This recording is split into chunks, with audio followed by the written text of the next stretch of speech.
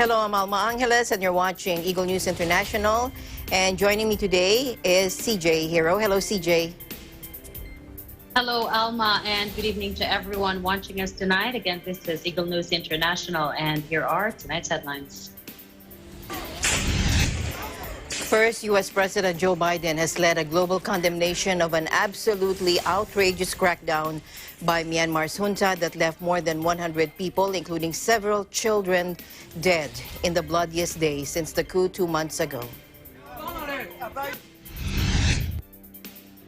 The enormous container ship blocking the Suez Canal for almost a week has been turned 80% in the right direction, officials said Monday, raising hopes that the vital trade route could soon be clear. The Department of Health Undersecretary Maria Rosario Vergere on Monday said it will take 2 to 3 weeks to see the full effect of a week-long enhanced community quarantine being implemented in Metro Manila and 4 nearby provinces. And the crypto art craze sweeps into Beijing as curators open one of the world's first exhibitions dedicated to blockchain art featuring coveted NFTs or non-fungible tokens.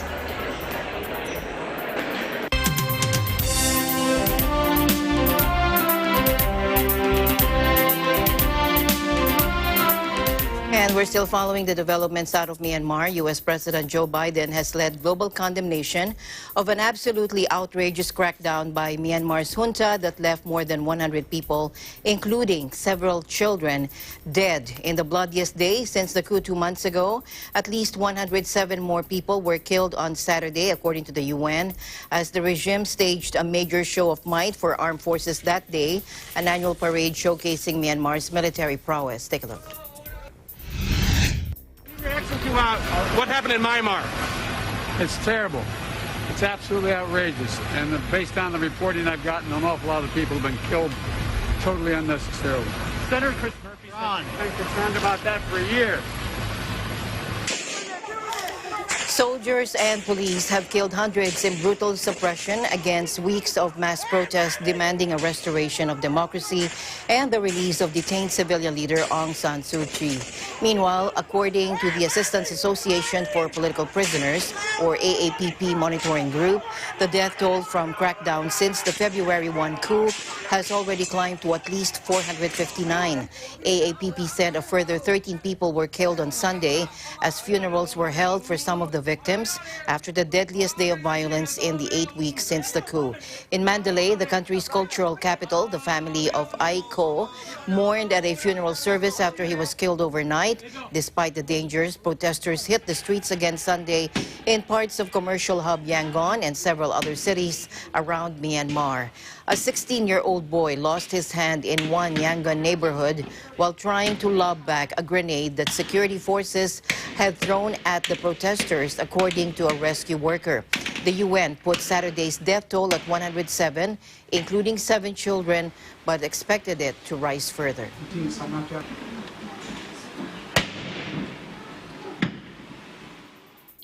In a related news, Phil Robertson, Deputy Asia Director for Human Rights Watch, says the crackdown by Myanmar's junta that killed more than 100 people over the weekend is, quote, brutal savagery, and it shows the real face of the military. Watch this. The armed forces of Myanmar celebrated Armed Forces Day by running amok. They were shooting people with live ammunition all over the country. We had at least 114 people killed on Saturday. This is brutal savagery. This is a military that was essentially completely out of control, knowing very well that they could do whatever they want and they would not be held accountable. And, you know, it is ultimately the real face of the Burmese military was seen on Saturday. Well, we need to see real action. And this starts with a UN Security Council resolution imposing a global arms embargo and imposing targeted economic sanctions against the Myanmar military. You know, people say, well, geez, you know, Russia and China may try to block this. Well, let them block it. Let them make the excuses. Let them justify defending the indefensible. I would say also that it's absolutely critical at this point that there has to be a way found by the banks and the governments to cut off the oil and gas revenues for the Myanmar military junta. When you look at the Myanmar Oil and Gas Enterprise, or MOJ, I mean, this is receiving billions of dollars every year from overseas oil firms, and that needs to stop. Monday saw funerals for some of those killed over the weekend. In Sagang region, hundreds of mourners lined the street to pay tribute to 20-year-old nursing student Pinzar Heen, who was shot dead while helping rescue workers provide first aid to injured protesters. As child casualties mount, 60 youngsters in a town in eastern Karen State staged their own protest parade, accompanied by their mothers, according to local media. In Yangon, a 1-year-old girl is recovering from surgery after being shot in the eye with a rubber bullet while playing near her house on Saturday, which was also her birthday. She is stable, but full recovery for her eye will take some time, a friend of the family told AFP.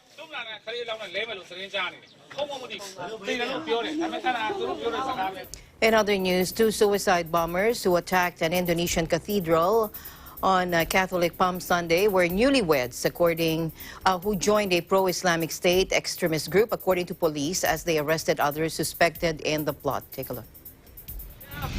Melaporkan sekitar pukul 10.35 waktu Indonesia bagian tengah, ya, tadi terjadi ledakan bom yang diduga pelaku bom bunuh diri di depan gereja katedral di Jalan Raja Lido, Makassar. Sementara data awal yang kita sampaikan, 1 korban yang dipastikan sebagai pelaku bom bunuh diri tersebut. Kemudian ada 9 masyarakat, 5 petugas gereja dan 4 jamaah yang saat ini sedang dalam perawatan. Suaranya? Getarannya jangan ditanya lagi. Yang jelasnya bergetar sampai dampaknya kaca-kaca hotel itu berjatuhan. About 20 people were wounded in the powerful explosion outside the church in Makassar City on Sulawesi Island while worshippers celebrated the start of the Holy Week. Both suspects were killed instantly after they rode a motorbike into the church compound and, when challenged by security, detonated a bomb packed with nails, according to police. They were the only fatalities. Late on Sunday, National Police Chief Listio Sigit Prabowo said both attackers, a man and a woman, were members of Jamaah Ansharud Daulah, an extremist group also blamed for a deadly church bombing in Indonesia's second biggest city, Surabaya, in 2018. Prabowo said they're members of the Jad group, which carried out a bomb attack in Jolo in the Philippines. An Indonesian militant and his wife, members of the Jad, were blamed for 2 explosions that ripped through a Catholic church on the Philippine Muslim-majority island of Jolo in 2019, killing worshippers at Sunday Mass and security forces. Indonesian President Joko Widodo said he strongly condemned this act of terror.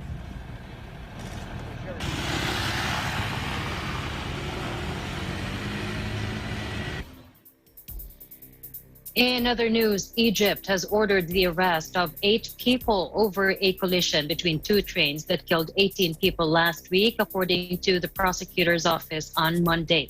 A statement from the prosecutor said, quote, the prosecutor general ordered that the 2 drivers, their 2 assistants, the guard of a traffic control tower, the head of traffic control in Asiut, and 2 other guards be remanded in custody.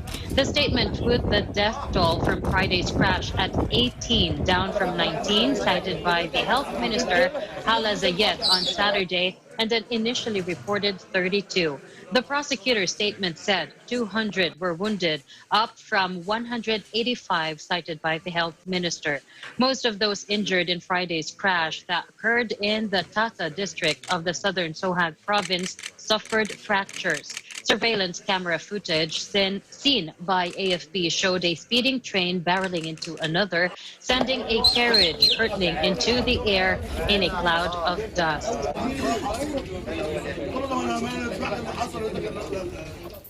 To other news now, the Oscars will not be shown in Hong Kong for the first time in more than half a century. That is according to its local broadcaster, confirming it on Monday, as doubts remained over whether Hollywood's top awards will air in mainland China. The ceremony has been broadcast in Hong Kong every year since 1969 by free-to-air TVB on its English language channel. The decision comes after Bloomberg News reported earlier this month that China's Communist Party propaganda department has ordered its state-controlled media to play down the awards and not show the ceremony live.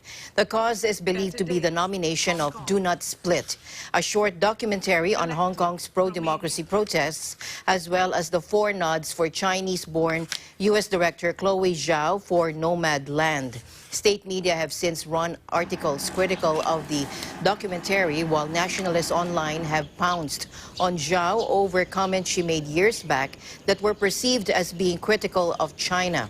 State broadcaster CCTV, which has aired previous Oscar ceremonies, has yet to confirm if it will show this year's event. All media is strictly censored in mainland China.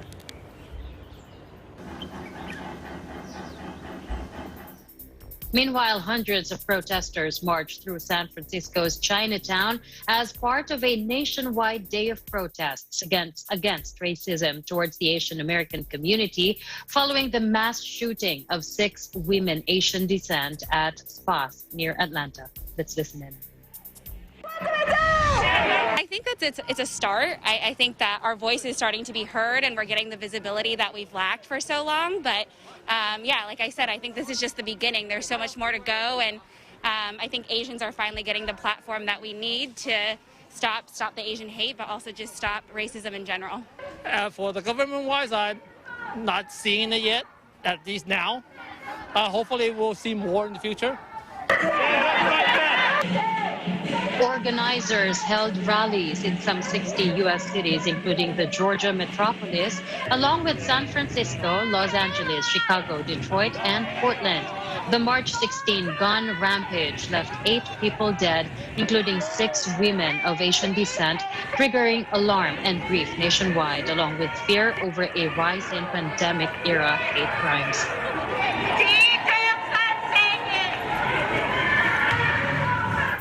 Staying in the U.S., dozens of migrants arrived in Texas by crossing the Rio Grande River. After a long and perilous journey to Mexico, among them a 12-year-old Oscar traveled alone from Guatemala, and his case is far from an exception as more and more unaccompanied minors make their way to the U.S. Take a look.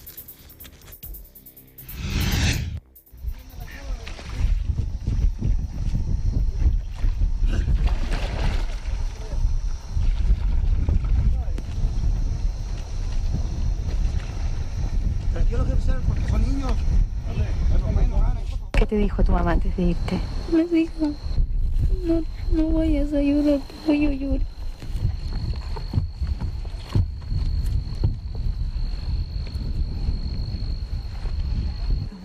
Mis papás y yo somos pastores de la iglesia.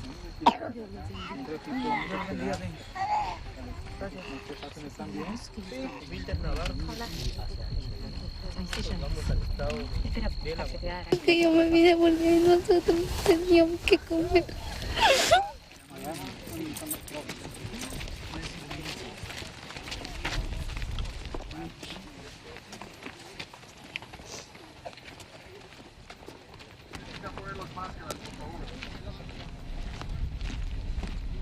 Menos de 18. ¿Quién es menor de edad? ¿Tú? Aquí. Menor de edad, aquí. Y vienen solos, los demás acá en este lado, familias en este lado. ¿Quién aquí tiene 12 años o menos? Yo tengo 12. ¿12? Ok, aquí quédate. ¿Qué tantos años tienes tú? Es una fila ya, brindis, por favor. Gracias. 17 años de no ver a mi mamá. Siento un gran vacío en mi corazón y ese vacío quiero volverlo a llenar con el amor de ella. Atrás. Hey, these are all part of the same group here? Yes, sir. Yeah, they're all the ones that are cleaned up by specific. Okay.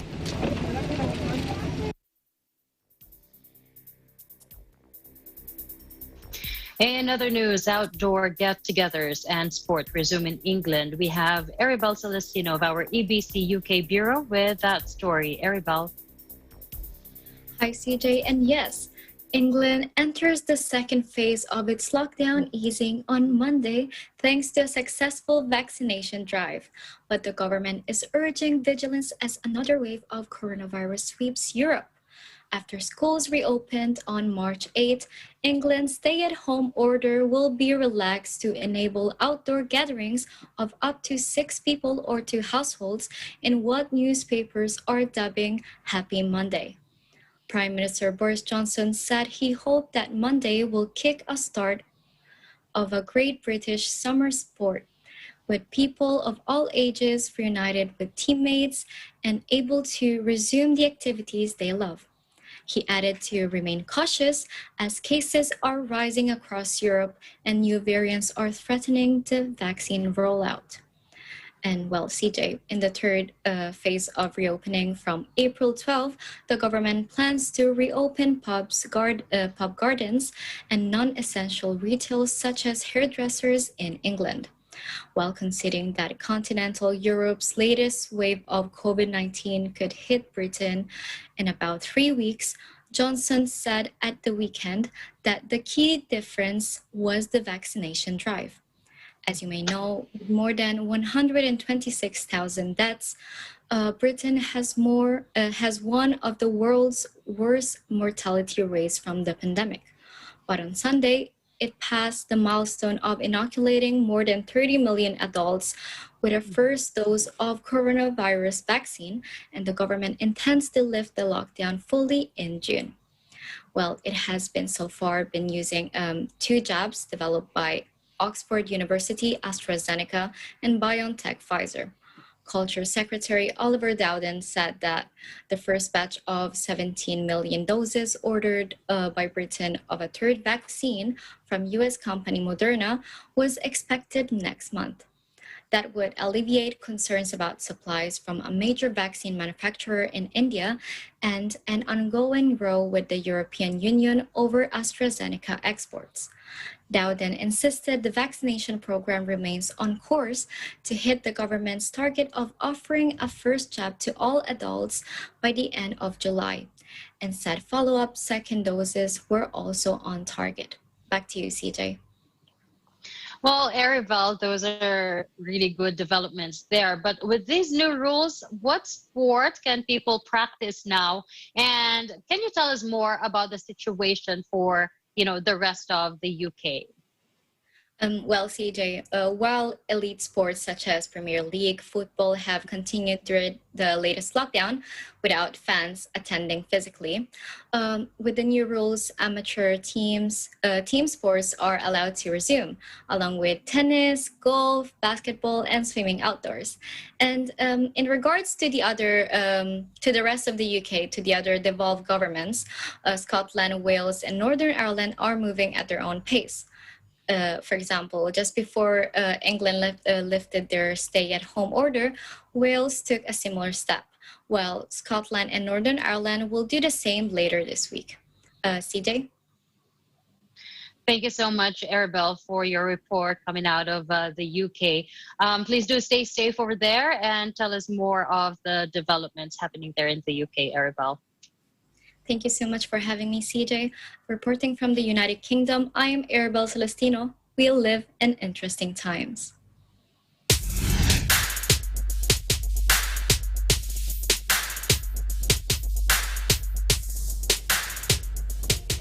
An extraordinarily strong yellow dust storm originating from the inland deserts in northern China and Mongolia blanketed all of South Korea today.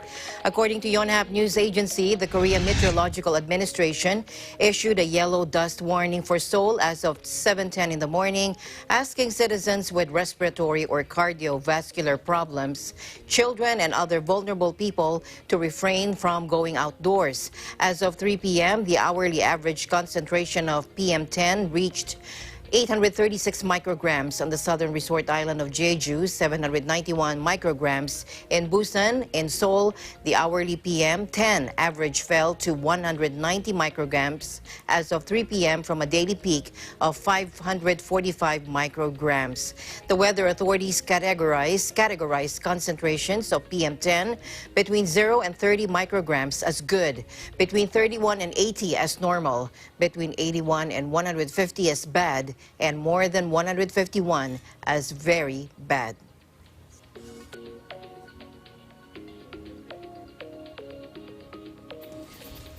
Eagle News will be right back. Stay tuned.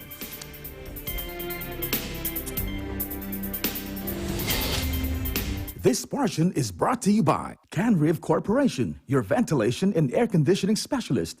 Services offered: supply and installation of elevators, escalators, air conditioners, ventilators, jet towel, hand dryers, generators, access control system, factory automation, and modernization. For more info, please contact Ami Kanke at 0915-263-7198 or 0998-900-3224. Mula noon hanggang ngayon, gabay natin ang MTRCB ratings sa matalino at responsableng panonood.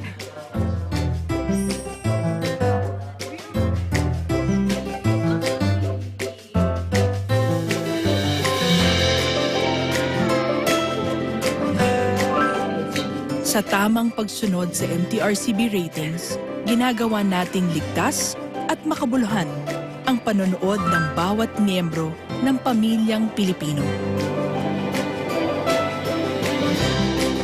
Lumipas man ang panahon, hanggang may pamilyang Pilipino, andyan ang MTRCB.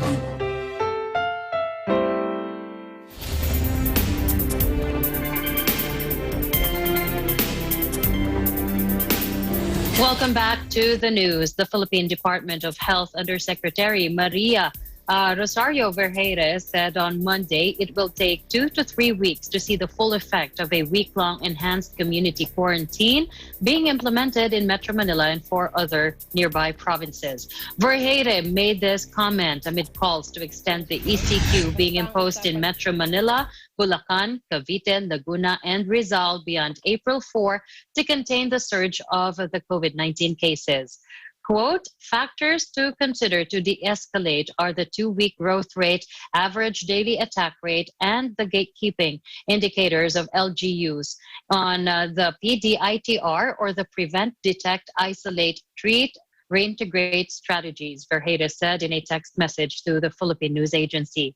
Vergeire said the main objective of the 1-week lockdown is to allow the medical facilities to breathe, saying most of the hospitals are nearing full bed capacity due to COVID-19 cases surge. She said this gives time for the government to provide assistance to hospitals through referral networks and augmentation of resources. She said the ECQ is aimed at continuously guiding LGUs to better respond to the pandemic through the strict enforcement of the minimum public health standards, adequate testing, contact tracing, and isolation. The country recorded 10,016 new coronavirus infections, the highest single-day number of cases since the start of the pandemic, even as 78 more patients have beaten the disease for a total of 603,213 recovered cases on Monday.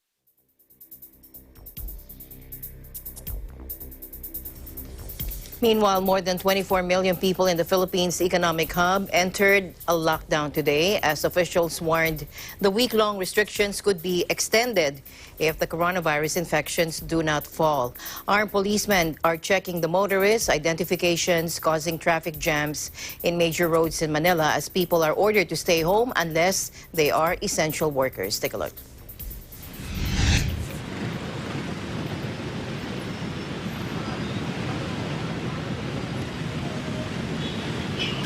Okay lang yung may checkpoint. Basta may trabaho lang. Bakit sir? Ano bang mahirap kapag lockdown? Wala. Kung gano'ng mahirap po, wala kang trabaho, wala kang pakain sa pamilya mo. Kasi di ba kung may trabaho ka tapos yung ganito, kasi no work, no pay eh, di ba? Ngayon, walang ECQ tayo, wala kang work, wala kang pay. Siyempre, kung nila natitira mong budget, yun lang ang pagkakasyahin mo ko ilang araw pa itong iniyan. Aasahan talaga, mahina. Mahina talaga ang binta. Hindi mo aasahan na talagang buong-buo marami. Kasi nagdepende naman yan din sa mga customers na bumibili. Traffic was also backed up for hundreds of meters at checkpoints on major avenues in the capital Manila early on Monday as police tried to ensure only essential workers were traveling. But AFP reporters on the ground saw officers periodically open up the roads to ease the congestion. More contagious variants of the virus have been blamed for the record spike that has taken the country's caseload to more than 720,000. Church services and other mass gatherings are banned. A 6 p.m. to 5 a.m. curfew is in force and public transport has been reduced. Supermarkets, pharmacies, and other essential businesses are allowed to operate and outdoor exercise is permitted.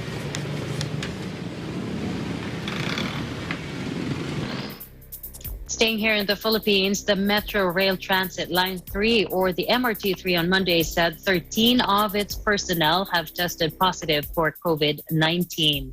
In a statement, the MRT3 said 2 or 12 of those infected were tellers at the Santolan, Ortigas, and Cubao stations, and 1 cash assistant. These personnel have been isolated since being identified via contact tracing and are all now in quarantine. In addition, contact tracing has also been conducted according to the MRT3. It said other workers who had contact with those infected have not been permitted to report for work and are now under quarantine while waiting for the results of their swab tests. Out of the 1,434 personnel at the 13 MRT stations, it said 252 are tellers. To help avoid the spread of COVID-19, it said measures were implemented to minimize contact between station personnel, especially tellers and passengers, since last year. The MRT3 said all MRT3 tellers and station personnel wear full protective or personal protective equipment, including face mask, face shield, gloves, and gowns to avoid contact between themselves and passengers. On Tuesday, the MRT3 will suspend its operations as part of its Catholic's Holy Week maintenance shutdown. To Australia now, where more than 2 million people in Brisbane entered a 3-day lockdown after a cluster of coronavirus cases was detected in Australia's third biggest city. It is the second snap lockdown of the Greater Brisbane area this year and comes after 7 people tested positive for the coronavirus, the first significant community outbreak in Australia in weeks. Take a look. There are now more community transmission, and these people have been out and about in the community. What this means for Greater Brisbane is that we will have to go into a 3-day lockdown. This is the UK strain. It is highly infectious. We need to do this now to avoid a longer lockdown, and that lockdown will commence at 5 p.m. this afternoon.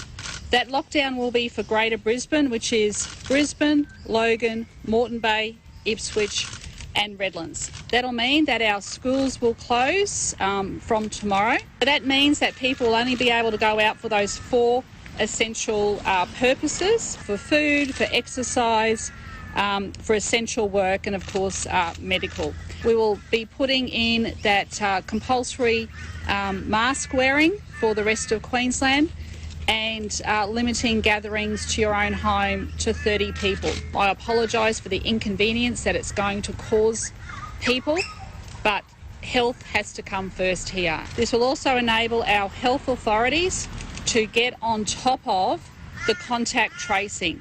This is essential, everyone, that we do this to stop further transmission. If everyone does the right thing, I'm sure that we will be able to get through it again. This is the right thing to do based on the health advice.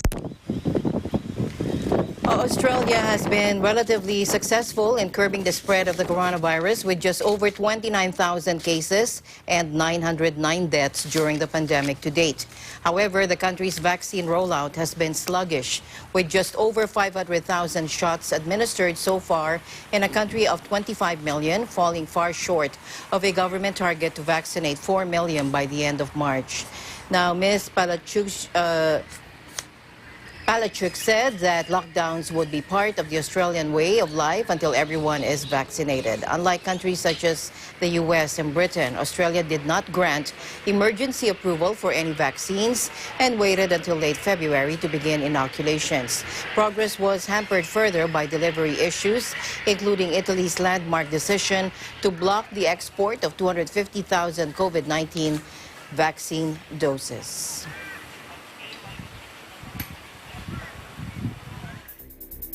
In other news, an international expert mission to Wuhan concluded in a report seen Monday that COVID-19 likely first passed to humans from bat through an intermediary animal, with investigators all but ruling out a laboratory leak. The intermediate host hypothesis was deemed likely to very likely, while the theory that the virus escaped from a lab was seen as extremely unlikely, according to a copy of the long-awaited final report obtained by AFP before its official release. Experts believe that the SARS-CoV-2 virus that causes the COVID-19 disease originally came from bats. One theory examined was that the virus jumped directly from bats to humans. The final report determined that this scenario was possible to likely. A more likely scenario, the report found, was that the virus had first jumped from bats to another animal, which in turn infected humans. The report said, quote, although the closest related viruses have been found in bats, the evolutionary distance between these bat viruses and SARS-CoV-2 is estimated to be several decades, suggesting a missing link.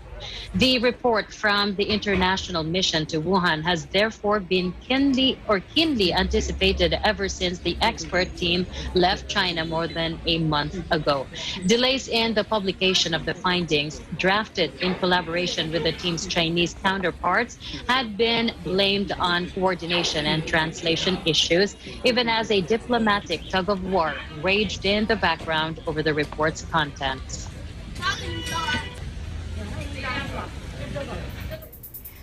Musicians on stage, spotlights flooding the arena, and 5,000 fans dancing ecstatically. Live music was back in Barcelona for a clinical trial seeking pandemic-safe ways to celebrate mass events. Take a look. Now, ahead of the party, everyone underwent mass screening and antigen tests, donning FPP2 surgical masks to attend the gig, which comes after an unprecedented year of confinement, social distancing, and very little social interaction. Behind the event is a group of music and festival promoters, as well as a local hospital who say the safety measures, which include a special ventilation system, make it a safer space than inside a private home. During the morning, the dance floors at 3 long-closed Barcelona nightclubs were transformed into makeshift field hospitals, with nurses in blue carrying out antigen tests inside white canvas enclosures, and the results back in 10 minutes. When a person tested negative, the entry pass downloaded on an app on their phone was validated. The only other requirement was that they wear an FPP2 mask while inside the venue. The tickets for Saturday's concert sold out within just a few hours.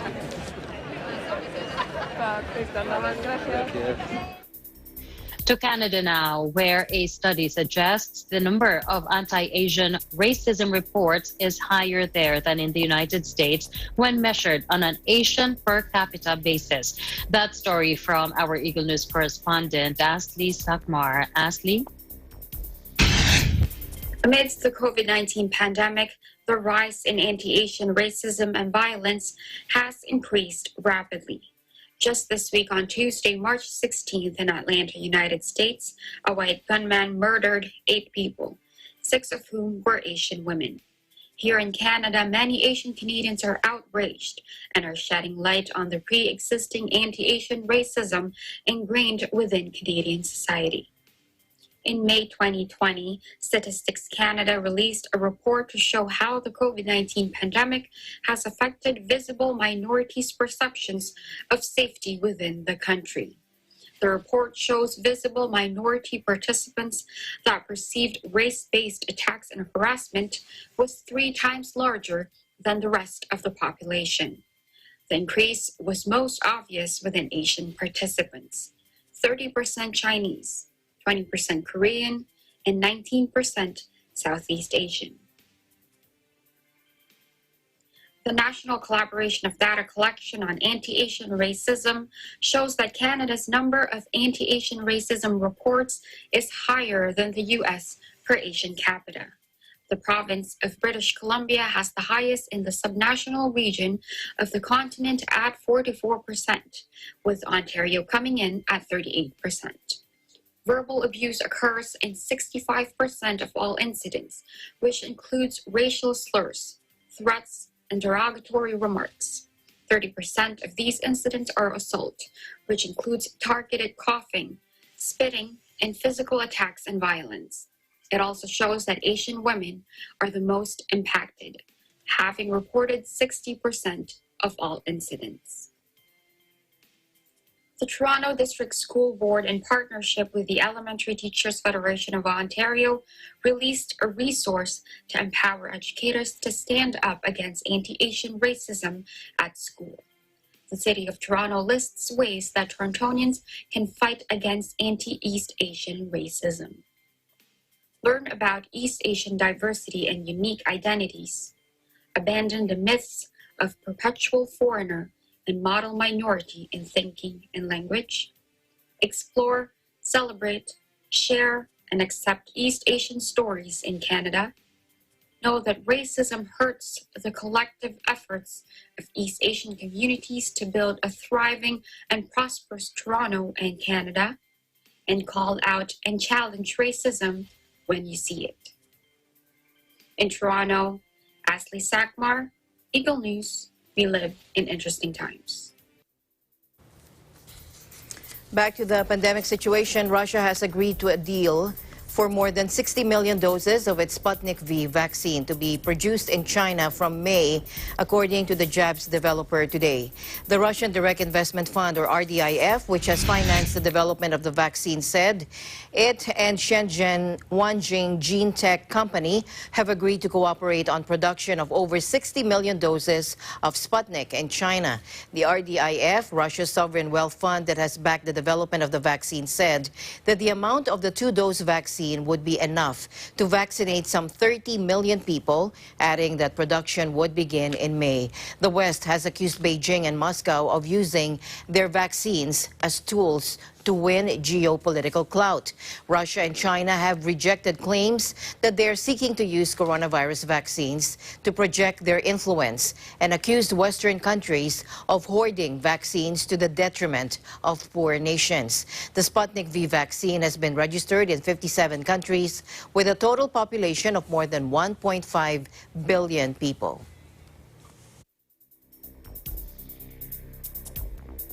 In other news, Chancellor Angela Merkel on Sunday pleaded with Germany's 16 federal states to stop straying from agreed pandemic measures, with her CDU party's ratings plummeting as the country stumbles in its virus response. We need action in the federal states, Merkel said in an interview with the ARD broadcaster. She said, we have to take the appropriate measures very seriously because some states are doing it and others are not yet doing it. At a tense meeting last week, Merkel and the regional leaders agreed to stick to shutdown measures, including an emergency break to be applied in regions with high incidence rates. The plans envisage curfews in areas with more than 100 new infections per 100,000 people over 7 days, a measure that Merkel on Sunday said would be a very effective tool. But under Germany's federal system, each state can ultimately decide its own rules, and some have failed to impose curfews and gone ahead with reopening measures despite fierce criticism. Merkel and regional leaders are next due to meet on April 12th, but with case numbers soaring well into what the Robert Koch Institute Health Agency has called, quote, exponential growth. Many say action is needed sooner.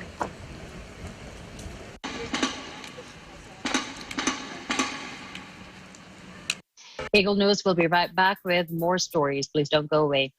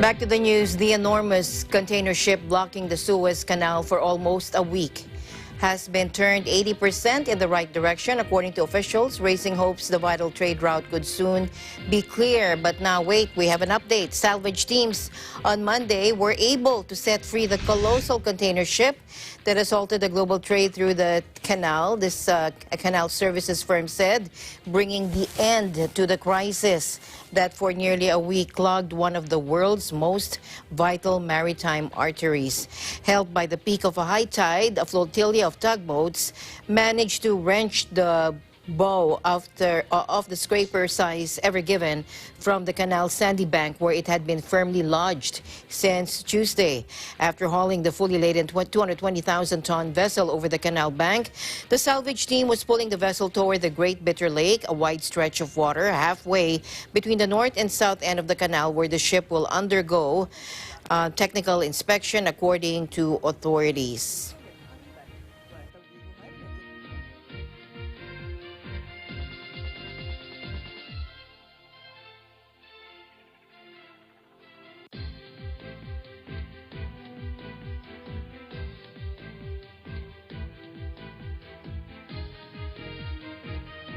In other business news, Malaysia has paid Singapore over $76 million compensation following the cancellation of a controversial high-speed rail line between the neighbors after years of stop-start negotiations, according to officials on Monday. The 350-kilometer or 217-mile railway was expected to cut travel time between the city-state and the Malaysian capital Kuala Lumpur to 90 minutes from the 4 or more hours by car currently. But the neighbors scrapped the project in December after failing to agree on changes proposed by a new Malaysian government, which had taken power after the fall of a short-lived reformist administration. The countries have had fractured relations since Malaysia expelled Singapore from a federation in 1965, ending a brief and stormy union of the former British colonies. Malaysia paid Singapore, or 102.8 Singapore dollars to Singapore to reimburse costs incurred for the project, both governments said in a joint statement. They said the amount represents a full and final settlement in relation to the termination of the bilateral agreement to develop the line.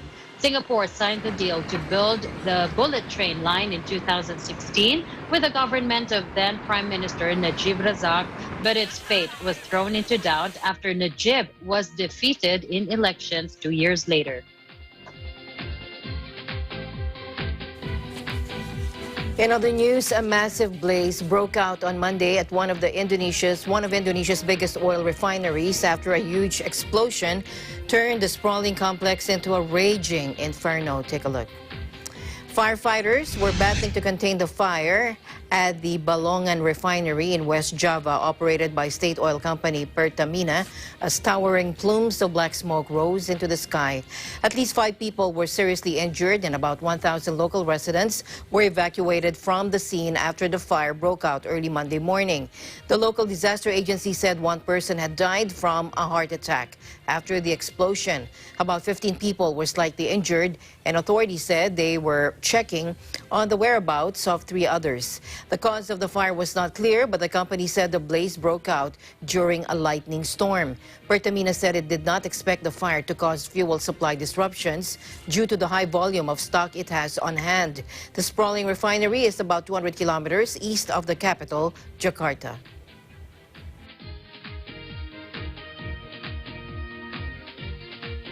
The Philippines remains a good investment destination despite the impact of the pandemic due to the economy's improved fundamentals, Bangko Sentral ng Pilipinas Governor Benjamin Jokno said. In his speech during the virtual second Philippines-Singapore Business and Investment Summit on Friday, Jokno reiterated that the economy entered the pandemic in a position of strength, and the central bank has implemented several measures to lessen the pandemic's impact on livelihoods and the economy. Watch this. The COVID-19 pandemic caused unprecedented health, economic, and social crisis globally. For the Philippines, we entered the crisis in a position of strength. We were armed with strong macroeconomic fundamentals, which were a result of over 20 years of structural reforms. With ample monetary and fiscal space, crisis response measures were implemented swiftly and decisively. Together with the national government, the Bangko Sentral ng Pilipinas implemented crucial measures to mitigate the pandemic's impact on livelihoods and the economy.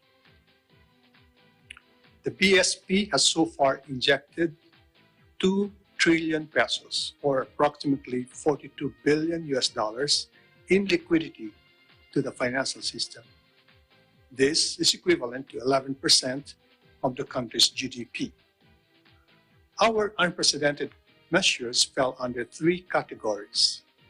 First, were measures to boost market confidence, such as cuts in the policy rate and the reserve requirement. Second were extraordinary liquidity measures, such as provisional advances to the national government and purchases of government securities in the secondary market. Third were regulatory and operational relief measures to sustain the stability of the financial system and ensure access to financial services at a critical time is in the recovery phase. And while countries are preoccupied with the rollout of vaccine programs and recovery efforts, I'm pretty sure many investors are in search of business opportunities and destinations that will provide great value for shareholders over the long haul. The Philippines is a smart investment destination, and let me explain why. First, amid a sea of credit rating downgrades and negative rating outlooks, the Philippines has maintained its investment-grade credit ratings, all of which are assigned a stable outlook. Net watchers are one in saying that the Philippines has strong pre-crisis fundamentals. For this year, he said the economy is expected to recover and post a growth of 6.5% to 7.5% and to register improvements in imports and exports, remittances, and foreign direct investments.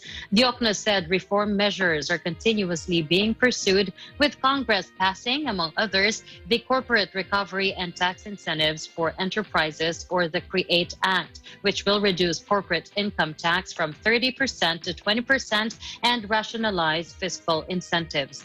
The domestic banking system also remains well capitalized, and debts of financial institutions remain manageable and, quote, far from levels seen in the aftermath of the Asian financial crisis, end quote. With all these factors, Diokna said the country's macroeconomic fundamentals remain sound and our medium-term growth prospects are bright.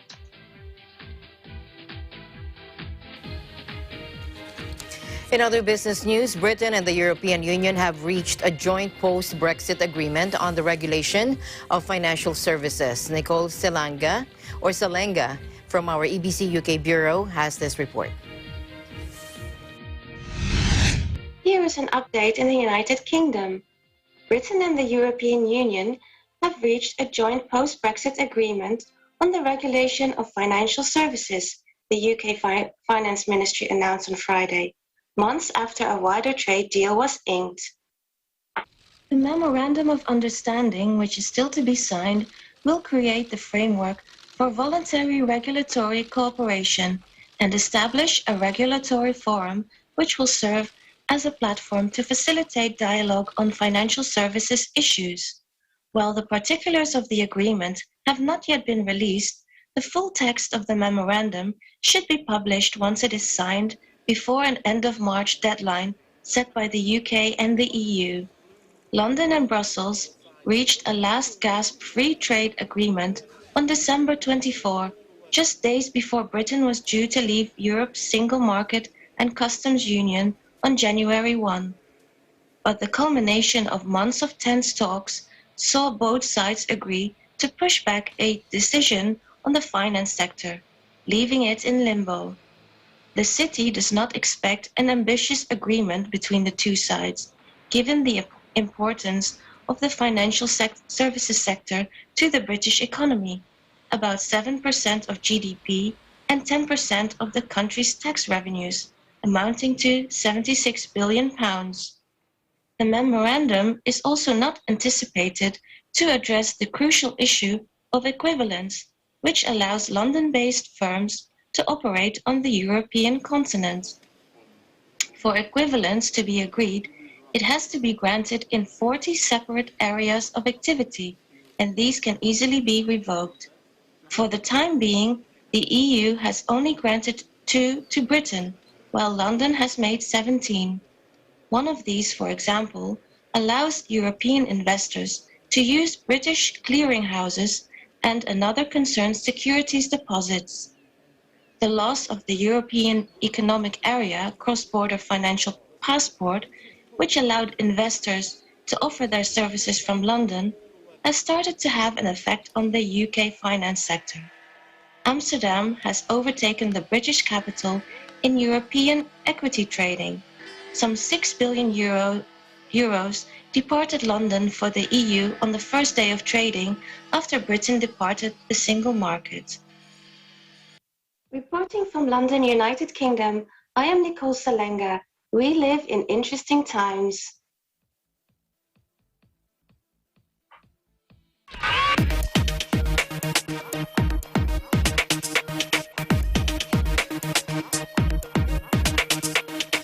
Finally, in our news, the crypto art craze sweeps into Beijing as curators open one of the world's first exhibitions dedicated to blockchain art featuring coveted NFTs or non-fungible tokens. Watch this.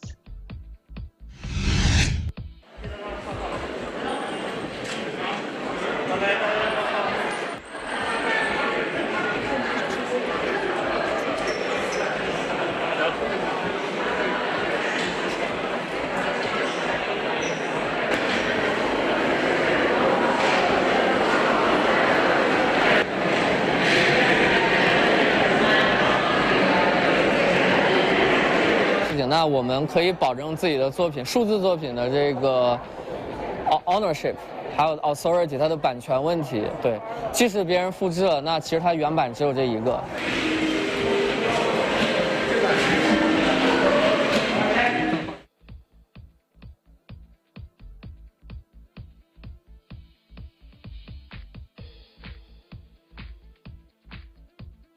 术圈正在从一个就是说是完全传统的，然后演变到这个电子版本的，所以说这个电子版本的这个 digital art 这块东西是非常可以想象力会非常多，然后所以说这个我自己其实是很兴奋，对此很。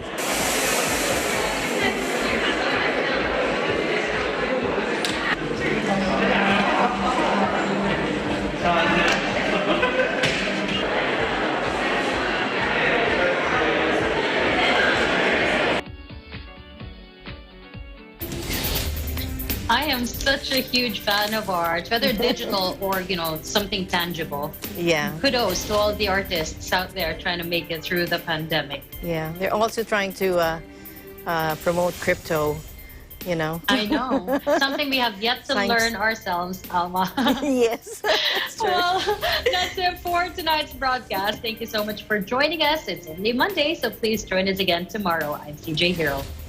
And at the end of the day, there remains so much more to be grateful for. We'll see you back tomorrow. I'm Alma Angeles, and we live in interesting times.